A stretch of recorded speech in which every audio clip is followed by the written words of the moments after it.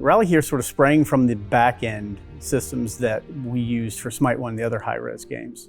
And we realized that we were going to need to completely modernize the way that we handle that to support the next generation of the games that Hi-Rez loves to make. Whenever you're moving from the previous generation of technology to the next, you always unlock a ton of capabilities. Once you learn how to integrate those things, it can take your technology to a whole new level entirely.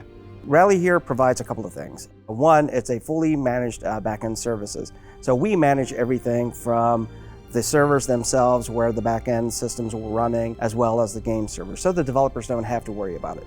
In-game purchases with platforms, matchmaking and queue configuration, as well as distributing those players across many, many regions all across the world. RallyHere runs dedicated servers for SMITE 2 in all of those regions, and so we do all the management of those things for the SMITE 2 team. The other piece is the actual integration layer that we provide. It is a plug-and-play system that developers just take, and then they hook it up to their game team, so they don't have to build all of these intricate systems of how does a user authenticate with someone like Steam or Xbox or PlayStation.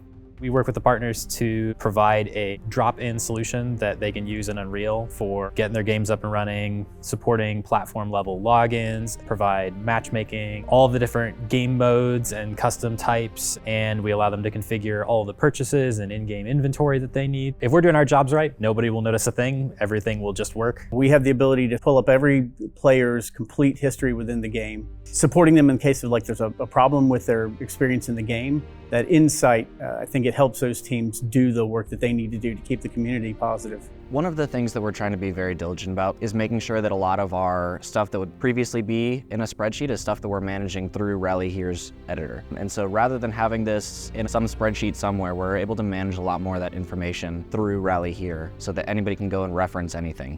If you look at the way SMITE 1 was handled, whenever new changes or configurations to the game had to be pushed out, that would require hard downtime because you have to restart all of these backend services so that the services themselves can pick up the new configuration.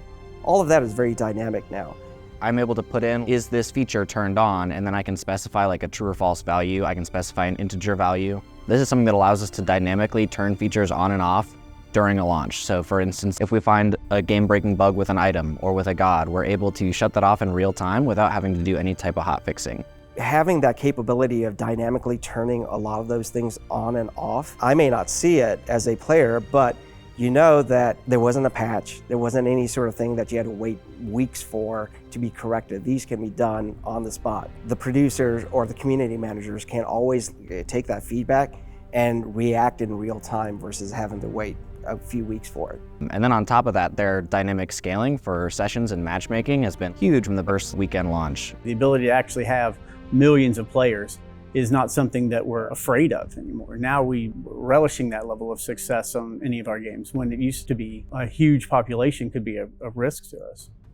I just hope that we're able to deliver a better experience to as many people as possible, which I think is something that RallyHere is better set up to support than things that we've used in the past in terms of dynamically scaling up how many people we can support and being able to bring the best experience possible. The goal that we have is that there's no one who can come to us with a specific need that we can't support. It's not tailored to one specific game, it just happens to be our DNA comes from the kind of games that Hi-Rez makes, but we build a system that can support more than that. You're not having to reinvent the wheel. We've already provided that stepping ground for you to just go ahead and start focusing on the game itself. I'm super happy to have you guys here. I'm eager to see how hard you guys can push us, and I want our platform to be great, and I want SMITE 2 to be great. It's really exciting to be able to work with SMITE 2 again, because that's kind of like where we all started. Being able to help them build out the next generation of this game is kind of a hoot.